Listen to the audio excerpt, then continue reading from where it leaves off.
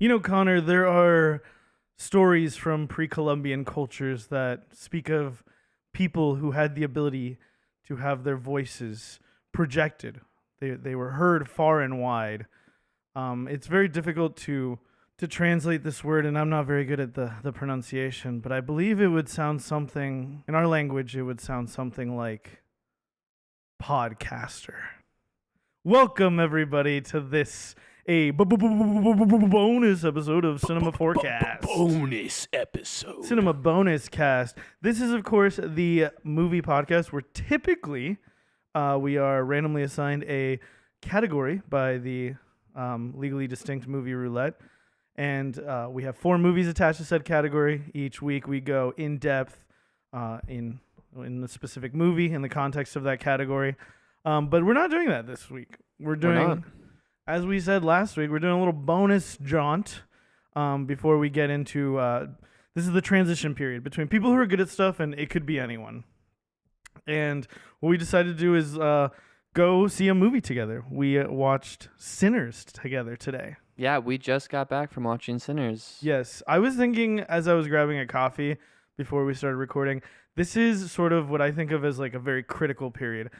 I find myself when I see certain styles of movies or just movies in general that like there's a lot of like there's this time right after it when I discuss a lot with my dad and stuff like where my opinions kind of like start to like crystallize, but they're like morphing constantly during that time where I can be like more easily convinced like this is cool when I thought it sucked or whatever. So yeah, we in the car ride, we have not talked about the movie at all. Yeah, it was very long, awkward, silent car ride. I didn't feel awkward. I felt very comfortable.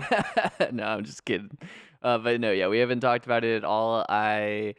We heard each other chuckling and stuff throughout the movie, and occasionally would look over at each other. But I didn't. Yeah, I'm very curious to hear your thoughts on this. Yeah, for sure.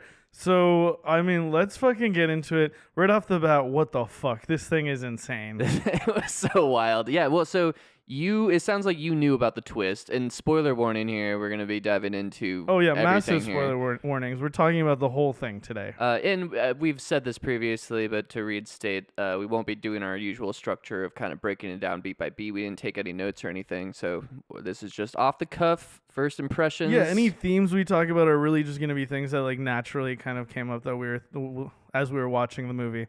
Yeah. But yeah, for those of you who don't know, the movie's set up in this way to feel like it's these two brothers opening this little like nightclub, and then suddenly like vampires are part of the story. Yeah. And that's the moment where I can't remember what I heard Connor say next to me, and I turned and I think I said like, "Oh, you didn't know that was gonna happen." Yeah, and I just gave you the devil horns because I was like, "Hell yeah." Yeah, it's pretty fucking wild. This movie also does a lot of very like interesting like artsy things in the way that.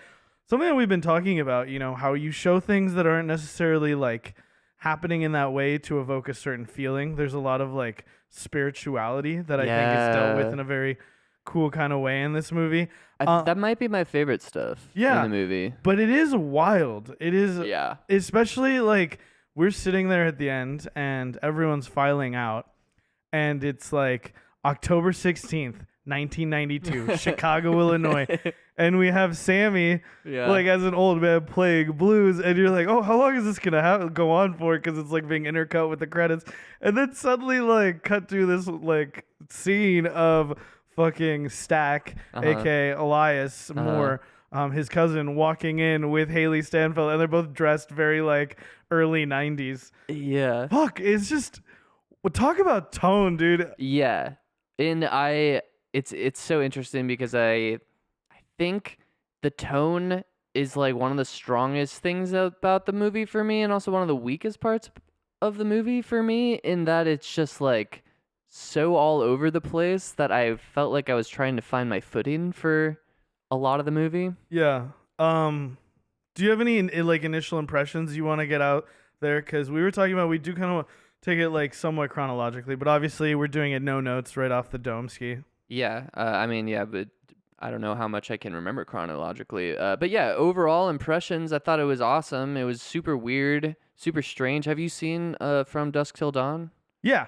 I mean, it felt like a remake of From Dusk Till Dawn with a totally different lens and vibe, but it's like basically a similar premise, right? Like first half, you I think it's about these two guys that are basically brothers, and they're kind of on the run from the law. They've been into crime before, and then they arrive. This part isn't the same where they're coming back to their hometown and stuff.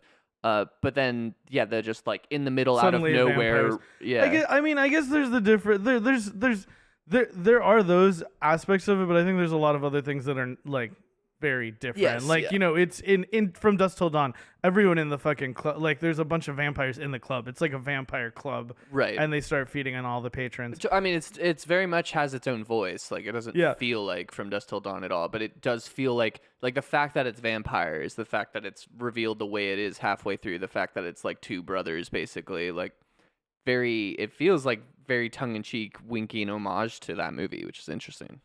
Yeah. Yeah, for sure. I didn't immediately think about it, I guess. Like I definitely see the similarities as soon as you mention it.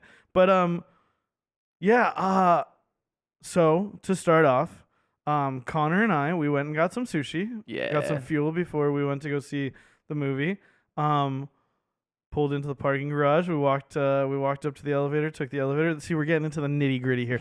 But what I want to say is we got there perfectly on time to watch the trailers. Yeah. I was like, I haven't been seeing movies in theaters very often, and I was really pleasantly surprised by how many of the trailers are like, that looks pretty cool. Like, yeah, for sure. I want to say right off the bat, I think we're both probably most excited for 28 Years Later. yes. That looks so hype. I can't remember what his name is. Is Aaron something the one of the leads in the movie? But yeah, I'm stoked. I'm stoked for all of it. It looks great. And I just mentioned him because he looked very cool. Like, he's the, I think the dad with, like, the bow and arrow. But What was the other movie that was kind of zombie vibe, but they kind of, like, maybe also vampire? You know what I'm talking about? I don't know if there's anything supernatural. The one where it's called 40 Acres. Yeah, 40 Acres. Yeah, that looked looks really sick cool. as fuck yeah. as well. There was the Formula One. Yeah. Brad Pitt movie that looks really cool as well. The only one that, like, looked pretty flat to me was probably the Benedict Cumberbatch one. It's from Meet the Parents, yeah. Yeah, I was just like, I've seen this so many times in so many different forms and all the other like trailers. I was like, yeah, this is like seems fresh and interesting. But they hate each other. That's the thing. They hate each other. But they have to live with each other. Oh, it's called The Roses. That's what that one was Yeah. called. And then there was the Naked Gun remake with Liam Neeson, and all the cops are the sons of the cops from the first movie. Which is pretty And there's funny. the part where like they stop on O.J. Simpson, Yeah. and like his son is looking and kind of like. Yeah, everyone like, else is mourning, and he's There like, was a lot nah. of looking to the camera in that. Just in the trailer alone. Yeah, ridiculous. I actually haven't seen Naked Gun, but I've seen like a bunch of clips from it. I gotta watch them at some point. Yeah, it would be on like Comedy Central all the time, so I like watched it like bits and parts, but Yeah, for sure. yeah, wild. I definitely think 28 Years Later was what I was most hyped for, and then probably like F1 and like 40 Acres. Yeah. Also, I gotta say, I cried so much as soon as the fucking Brokeback Mountain. Like it's the 20-year fucking anniversary. They're redoing it in theaters, and I think I'm gonna try and make it out for that because fuck, that movie's so fucking good. If you haven't seen it, highly recommend checking it out. Yeah, haven't seen it. I like Heath Ledger.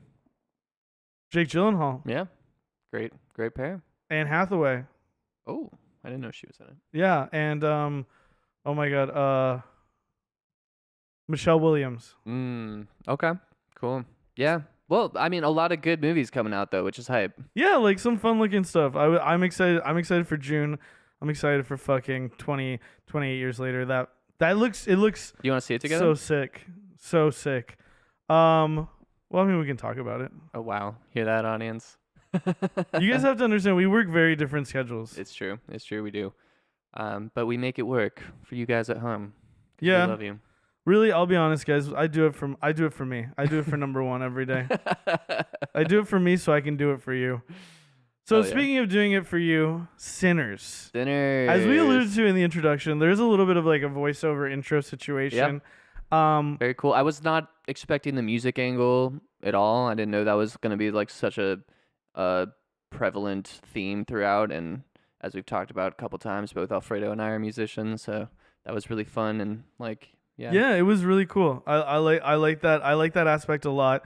But the concept it introduces is that like there are these people who are so beautifully talented with music that they can like heal their community and they can like, make people feel great, but they also like attract evil. Yeah. Which is super interesting and not what I was expecting. Well, like it's so funny because when I hear this, and so you already knew the twist, right? The vampires showing up? Yeah.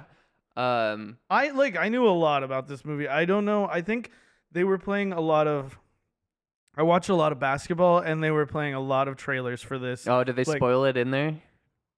Yeah, they spoiled it, but it still like looked interesting enough that yeah. I mean, I wasn't really upset about it. Like when it finally happened, it was still what the fuck, Like I think I've said this before. I'm like I feel like if something's well executed, like I'm not gonna be too upset about like knowing about it beforehand. No, but it definitely added to the sense of where the fuck is this going? Like I have no idea. Like as soon as they introduce vampires, I'm like, okay, this is a completely different story than I thought it was going to be. Yeah, I gotta say, I think like one of the things I love about it is their take on vampires. I love unique. the culty like hippie cult of love, like we can all be together forever. We're all equals. And like, the mind melding thing, I don't think I've seen that. Yeah, that was before. really crazy. Yeah, how they inherited each other's memories. Because I'm like, there's some really cool musical performances in this, and there was one where all of the like fucking vampires are singing at one point. I'm like, how do they all know the lyrics? And it's like, oh, okay, that makes sense because they all have the shared memories. The amount of times I found myself being like, wow, this looks like a fucking music video. Like I feel like I'm watching a really cool artistic music video. And then at one point when they're in the what was the name? The Juke Club? Is that what they called it? Yeah. When they're in the club, and it's like maybe my favorite scene in the movie is when Sammy is just playing and it brings back it like there's a voiceover again talking about how just like reiterating the thing about these people. Yeah, but also that they can bridge the gap of time, and so it was going around the room. There's also something about like the veil as well, like just in general, like this very sort of like spirits like heavy thing. Yeah, and it was going around the room in such a cool, awesome, beautiful way, and there's so much perfect like editing like between the different tracks and how it kept the core of the blues song he was playing as it was going around the room. And I had a thought. It's like, oh, this kind of reminds me of the music video for Childish Gambino's "This Is America." And I looked it up. The composer for this movie, Ludwig Göransson, was the Ludwig Göransson. Göransson was the super well known in the music community. Yeah, I recognized his work, but I didn't know his name. But yeah, big producer on that track specifically, and I'm like, oh, okay, that makes a lot of sense. And I see and hear so much of that, not just in some of the visual aspects I'm talking about, but in the timbre of the guitar, some other aspects of that. And it's rare that I see a movie or a video game or whatever has a soundtrack in it where I'm like, oh, I'm gonna go listen to this. There's some tracks in this movie I want to go look up and listen to because they're fucking awesome. Yeah. And just I guess going back to the plot a little bit. So we're introduced to this. We start at the end of the movie, which is fun as well. Like Sammy running into not even running into the church, but coming into the church with the scar on his face, holding like the wrecked guitar, and his father like begging him to drop the guitar. And then we don't see what happens as we cut to the day previous. And it's also doing some first signs here that there's going to be horror, where it's flashing back and forth between like a snapshot of him as a vampire, and it really got me. It kept jumping me. I was like, damn it. Yeah, it's freaky. Like the like glowing eyes, the way they did that is really cool. Some good like visual like language for like scary shit. I think it was the sound editing that was specifically giving me the jump of just like for sure. Yeah, I could see that. Yeah, I like, and like the whole setup is very fun too. Like you could see all of this being a movie. That's what's so interesting about it. It feels like 3 movies like Yeah. almost like stuffed into one. Yeah. But I kind of I like that. I remember lots of people I know had seen it, and I was like talking to them, oh, like, what did you think? And I remember one of my friends, he was like, I thought it was okay, but like I'm glad that it exists. Like I'm glad that movie like this got made. And like I feel that very strongly. Like I'm very happy that this sort of artistic vision could be carried out. Do I fully like am I on the ride? Yes. Do I like question some of the elements? For sure. In that awesome scene that we're talking about where they're going around, they show not just the ancestors, but she says also like the future. So you see this dude who's dressed like he's part of like parliamentary funkadelic. He looks insane playing like a flying V guitar, and there's like a B-boy. And like being a film dude, I like buy into it. It's like fun and like a cool way of showing what he's doing. But there's like this part of me that I can't shake that's just like, what the fuck is this? This is insane. So I think all of the really over the top wild shit like that really worked for me. Like that scene in particular, like that was like an S tier scene for me. The stuff that worked less, I think, in the way that the movie was kind of shoved together, like you were saying, with all these things, was some of the emotional beats. I felt like started to just get a little too, like it was trying to like have this really strong emotional core while being so silly and over the top, and I think some of that got muddied for me personally.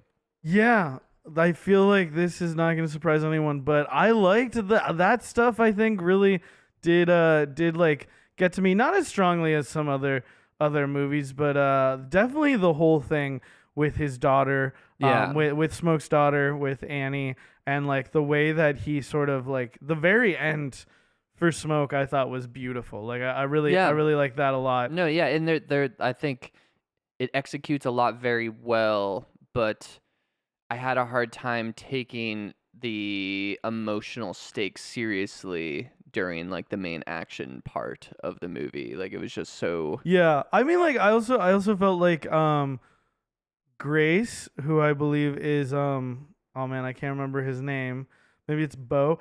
But the people who own the grocery store, the Chinese couple, yeah. I like her being like, dude, they're gonna go after my daughter, and like sort of like the despair of that. I like that. Like, do I fully buy it? I don't know. It's hard to say, you know. But at the moment, I remember being like, oh, this is a good like a good beat as well. So it's funny you bring her up because she is like kind of both examples for me where her husband's gone. She sent him out to get the car. He hasn't come back. There's fucking vampires, and we don't see any real emotional response from her until after they're like, "We're gonna get your daughter," and it's like, okay, like, and it feels no, I know what you mean. and it feels like it works. Feels inconsistent. Yeah, and exactly, but it works within the tone of this super fun movie, but it doesn't work within the tone of the more emotional stuff they're going for, I think. Yeah. I think there's also like a big part of this movie that I really liked. It felt like such a celebration of like black culture in like America, and like it made me so happy to see all these like smiling, happy, like dancing faces, like, and there was something about that I think that like the sort of like the subtext, the like message under like what's presented, some of that I really loved, because this period of time, like when we see executed in film, is often so fucking tragic because of like violence from racism, right? And there's that. It's not like this movie does not touch on that. It absolutely does. But like it just felt like we got such a celebration and so much like fun and happiness, and fuck, dude, like like listening to the blues, I like forgot how fucking good it is, and how just like, I mean, I always know like like someone with a guitar can, like, you know, like a voice, they can just like touch you in such a way. But dude, talk about good fucking casting. I absolutely fucking loved who they got for Sammy. Yeah. I think his name is Miles Catan. His voice. Yeah. I loved every time he opened his mouth to speak. Yeah, He had great. like one of those voices that's like smooth as like, It catches your ear. Yeah. And then when he played, I was like, God. Yeah. I was like watching him watching him I love sing that first time. reaction when he first plays the That guitar. was such a beautiful scene. Yeah. There's so many different aspects, and I think overall it works. That's why I love it. That it is like, let's like do some horror, like some almost like magical realism. It also, you know what movie it reminded me of when I was watching it? It kind of reminded me of Oh Brother, Where Art Thou? Yeah, I could see that too, especially some of the tone, because I think With the way that it goes into musical numbers. Yeah. Like, Oh Brother, Where Art Thou? I think it's a little bit earlier. So this is 1930s, I believe, right? Because they talk about Capone. 1932. It starts off October 16th, 1932. Right. And then Oh Brother, Where Art Thou? That's a little like earlier, right? Like early 1900s. I forget. think Oh Brother, Where Art Thou is set in the 1930s. Oh, really? Okay. Yeah, because they meet Robert. Oh my God, I'm blanking on his last name. The dude, you know, who sold his soul at the crossroads? Yeah, it's been a long Famous time. blues guitarist. Yeah. Real life human being. Yeah. I'm gonna look it up because I said I was gonna be Google today. His name is Robert Johnson. That's right. Robert Johnson is who I was thinking of. That's right. Yeah. I was getting some Oh Brother, Where Art Thou vibes There's as also, well. dude, this like Sammy feels kind of like Robert Johnson-y to me as well. Like there's that vibe to him. Yeah. Totally. Man, there's just there's so much to talk about with this movie that's like, damn, dude, where do you even start? It's a very sexy movie. There's a lot of sexuality Yeah, in absolutely. it. A lot of well, you were talking about just how great it is to just see all these people happy in such a horrible time period. And I think, like, reflecting on it now, that is kind of the main theme of the movie. Like, at the end, like, the final question he says in that kind of, like, outro is, like, the way I remember that is before that night, it was the best day of my life. Yeah. And I think that's, like, what it's about, right? Finding joy in, like, the darkest shit, right? And so I think that's kind of what the movie's going for with the dark shit is racism and like the KKK, but let's make it fun with some vampires. Yeah. Like, I think that's kind of like the overall story it's going for. Yeah, for sure. I think there's some like, a lot of stuff about community, like the way that all the people like sort of live in the town. Like I said, I think it's juggling a lot of things, but it does feel like about sort of finding like solace and like sort of finding the like the ability to like enjoy yourself in these like through these like hard times. But I think there's also something to like it really is trying to talk about the healing power of like music. Yeah. And I think music also kind of represents community, right? In a way where it is about this like we can like band together, sing together, and like heal together. Yeah. It feels very like it feels like some of the things it's trying to say are very sort of like epic. Like they're very like of like epic proportion, like big sort of like commentary on like the human experience collectively. Yeah. Which is funny for the kind of movie that is, which is why sometimes at parts I'm like, this is insane. This is really wild. Yeah. It's really just going for it. Yeah. It really goes for it, and I think it like really nails so many things, but I think it's a bit too jumbled in some ways. It's ambitious. It's very ambitious. Like part of me was almost thinking like, is this like better in a different format? Like, is this like, would this be a great book? Well, I don't know. Like, The music is such a big No, part yeah, of it. for sure. Yeah. I guess just the storytelling part of it, or like, as like a mini series or something like that. But I feel like that's something people are saying so much these days, Yeah, like just everything oh, should it'd be just be a so good TV. as a mini series. Yeah. I love that their name is the Smokestack Twins. Yeah, the Smokestack Twins, because one is smoke and one is stack. That's so sick. Yeah, as soon as they are introduced, I love their look, their vibe. Yeah, some really awesome like visual sort of things with the red hat, the blue hat, Yeah. the different kinds of hat. And we get a very quick idea of like, what their sort of roles are and how they're like halves. Like, they like complement each other in a way. Totally. Not halves, but they're like a complementary pair. Yeah, they're both World War I veterans who turned to crime. They were working for Al Capone, I guess, Yeah, they went to Chicago. That's the big thing. They've come back to Mississippi, and everyone's like, "So what happened in Chicago?" And later on, it's basically revealed they like robbed a bunch of Yeah, they robbed, I think, the Italians, and who was the other side? the Irish mob and the Irish. Italian mob, and Yeah, that's how they got Irish beer and Italian wine. yeah, and so they turned them against each other and basically ran away with the goods, which is pretty awesome. Yeah, Their whole vibe, just great. They're just super fun. they look sick as fuck. Well, one of them is very fun. Stack is like the fun one. Smoke is like all business. Yeah, for sure. Yeah, and man, yeah, I just love watching them operate. I love watching people that are like confident, calm, and collected, and have everything under control. They are like, this is kind of a funny thing because maybe I'm forcing it a little bit, but these guys are good at like crime, right? They're good at yeah. stuff. And also, at one point, it could be anyone, and Right. it was anyone. Yeah.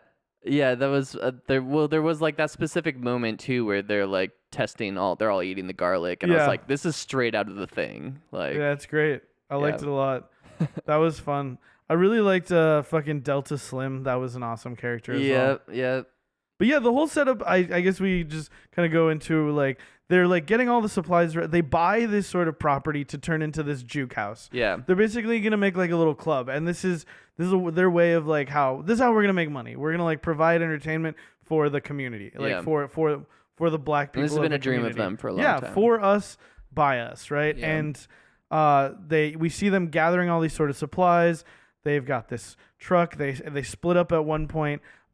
We have like the different love interests for both of the brothers like set up. Smoke has so it seems to be his wife who he's still in love with, but they're kind of estranged because their daughter died. She's like a little bit of like a witch, right? She's got like the different herbs and stuff. I and love that came he has back. like the little mojo pouch. Because you not know? knowing Yeah. where it was going and all, I was like, "Oh, this is just like a quirk of this character." Yeah. This movie's about spirituality and stuff. Yeah, so yeah. like, But no, know. he's got the little mojo pouch. She refreshes the blessing on it and everything.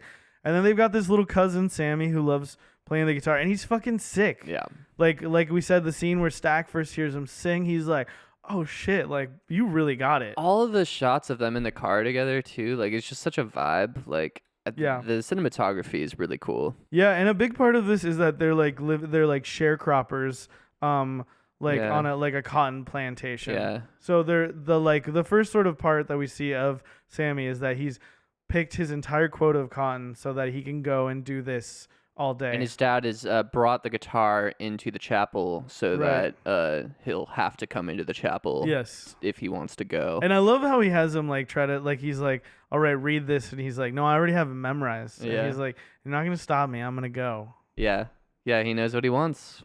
Yeah, I love how I do love how the movie like culminates in this whole like decision, and he like kind of like chooses music. Like he does like, and I don't feel bad about that. Like it's weird No. because in the movie it's like there is this part that's like, oh man, it like is attracting the evil, and even like, you know, his cousin is like bury that guitar. His dad is like drop the guitar. And then the end of the movie is like, oh, actually, no, he chose music and he had a great time. He opened his own club. It's called Pearlines, Yeah. after the woman who he performed cunnilingus on in the Yeah, in an the affair club. with, Yeah, which is an interesting detail. I love that he asked her. She's like, "I'm married," you know, and he says, "Happily." Happily? Yeah. And he's like, "Oh, you better watch yourself." Yeah, she's very flirtatious. I love their interaction. That whole part of the train station where they meet Delta Slim, that's super fun too. Yeah. I really like that. And then that whole character, Delroy Lindo is the actor's name. He's fucking amazing. He is so much fucking fun, but also like if it wasn't so insane the way that he dies, I would have been a lot more emotional about it. I feel like he is kind of the tone of the movie in a lot of ways and He is. captured. Like He is, yeah. he has a heart to him. As opposed to like Dennis Hopper, who is not in Waterworld. This guy is like so in this movie. Yeah, totally. Yeah, he has this soul to his character, but he's also just like super goofy and he shits his pants when the vampires come and like yeah. And also when he has to eat the garlic, he like it's Yeah. like, what the fuck is going on? He's like, I drank too much. Yeah. But he's not a vamp. And that was a funny red herring. I pointed this out in next week's episode, but we are recording out of order. But it is funny, like talking about red herrings, like and like strange tone with Murder on the Orient Express. Uh-huh. Bro, this feels like the 2020s kind of not like the movie's so different, but like the tone wise, right? And like that's a really good point. It was- Actually, it was it was fun, dude. It was really it was fucking really. fun. I had a great time. Yeah, it was like a good movie to go see in theaters as well. Yeah, totally. Yeah, and yeah, It was beautifully shot. All those shots, like it makes you want to go to Mississippi. and sonically, like hearing that in theaters, for was sure. just Yeah, so it was fucking, beautiful. Yeah, I actually kind of wanted them to turn it up a notch. yeah, it was so like I said, I'm gonna go listen. I think there's a certain track that is playing when the two brothers are leaned against the guitar, like it's their opening. Did I say guitar? Leaning against the car. It's the opening shot. We see them, and there's this track playing there that's just like this beautiful, like strumming guitar and the slide guitar over it, and So fucking good. yeah, and it totally reminds me of the instrumental in "This Is America," which is like also amazing. And yeah, so I'm gonna go check out this whole soundtrack. It's awesome. Yeah, it was fucking awesome. Love when the vampire fucking bursts into flames at Dude, the end. yeah, that was fucking sick. I also it was very interesting. Haley Steinfeld is in this movie. She is Mary. She's Stack's love interest, and she is like the first vampire to sort of get invited in, right? Yeah. I also loved how that was a big part of it because it led to a lot of fun scenes. The three white people playing the banjo and the fiddle and the guitar. Yeah, all the vampire music stuff is so fun and It was weird really and creepy. good. Yeah. I could have a whole movie of them. And yeah. honest, so what I was saying earlier, it's like really compelling Yeah. to me, like that he's like, I like don't hate him. I don't hate the vampires. The main vampire guy. And yeah. one of the scenes for me when fucking Smoke drives the stake through Annie because he promised he wouldn't let her turn. And the way Mary reacts, Yeah. she's like, no, yeah. like she's like, you fucked it up, dude. We were all gonna live together forever, and we were gonna have such a great time. And it honestly seems like at the end, what I kind of love about this movie is that there is this weird loose morality where, like, yeah, Stack and Mary, they are living. They couldn't be together, right? Because sure, her thing is that her mother's father was half black, so her grandpa was half black, right? Yeah. So like, she was raised around a lot of black people because her mother was, but she looks white completely. But she's in love with Stack, and he's like, we can't be together because like it's Mississippi and that could get me killed. So he like sends her off to Arkansas and marries her off, but she comes back and. Well, she came back to bury her mother, right? And then like they run into each other at the train station. But their whole thing, I kind of loved. I really liked it a lot. Maybe it's just because they're both like very attractive people, and I was just like, I just want you to be together. Yeah, it's so interesting because like I like a lot of the individual pieces, but then when it comes together, I'm a little like less sure about it. Like it's weird how they show up in such like loud clothes, and it's such like an overt meeting at the end. Well, too. it was just like some of the structure stuff where we get this really heartfelt conversation with Smoke and his and Annie and talking about the daughter and stuff, and it's like really heartfelt, and then we get just like get another one like immediately with Stack and his ex-lover, and it's really heartfelt, and it's just like it just feels like you're cramming too much in here where it doesn't feel natural anymore. It just feels like we have to hit these movie beats. Yeah, I was also thinking, I was like, when we were watching it originally, I was like, I hope only one of them has like a love interest thing. Because like, but they all have love interests. Yeah, and then I was okay with it because I was like, it works. The Smoke one, and they're all like, they're like, all three of them are tragic, right? It's like, he like the Sammy, likes a woman who's married. They don't really make it seem too tragic in the movie, except for that she gets turned into a vampire. Fucking Mary and Stack can't be together because of like the race thing, sorry, because of like he could potentially be murdered for being seen with her. I thought he points out that she could get murdered, like both. Oh yeah, both of them. Yeah, probably. And then like Smoke and Annie, their daughter died, right? And that's like become this, and that's really the most tragic one for me, I think. But yeah, no, it's wild. It's weird. It's like I was thinking, like, I hope it's just like we can kind of focus on these things, but then it comes up, and the way it comes up, and he brings flowers for the dead child. I think it's just like that shorthand where I'm like, oh, okay, let's see where this goes. But it is like you're saying, it's I think it's just too much. no, it is no, Yeah. it's busy. It's busy. Too busy. It's busy. It's busy. Busy to the point of feeling contrived, but if it's contrived for the sake of fun, which so much of it is, that's cool. But part of it, I think that's the real hang up I have with it, is that it feels like it wants to be much more emotional than so much of the No, movie it totally is. does. It totally does. I think it's a big, like it wants to, like I said, say these big things, you Yeah. know, like make this big commentary. But yeah, fucking wild. Awesome movie. Yeah, I would recommend people check it out. Like, Oh yeah. super Definitely. fun watch. Um, Would you give it a ranking? I would give it a ranking.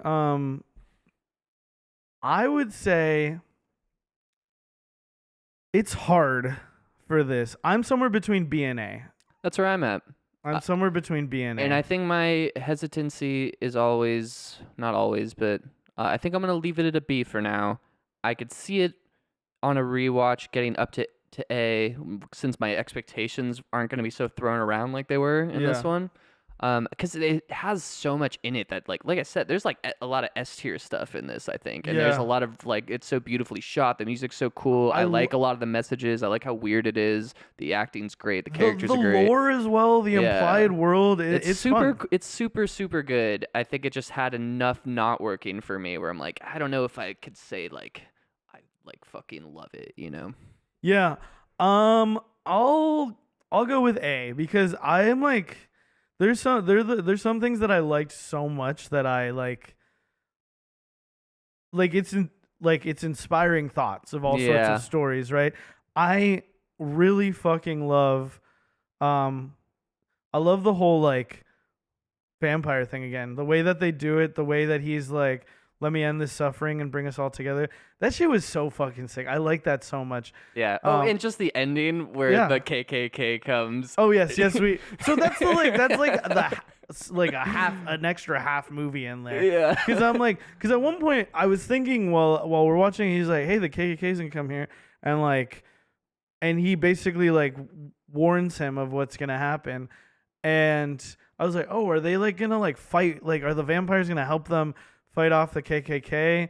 At one point, I was like, are they all just gonna turn into vampires, and then like they're gonna be vampires and they're gonna kill a bunch of racists at the end of the movie, right? Like, because it's such a wild ride. But yeah, the way he kills them all, like he sets up knowing that they're coming, and they foreshadowed that they left the crate in. Yeah, and they the box, strongly yeah. imply that there's a bunch of guns in there because like what you don't need that or whatever. And then so I was waiting, I'm like, okay, they wouldn't have set that up, and then I forgot about it, and then when they bring it back at the end, I'm like, as soon as he opened, I was like, yep, that's the crate.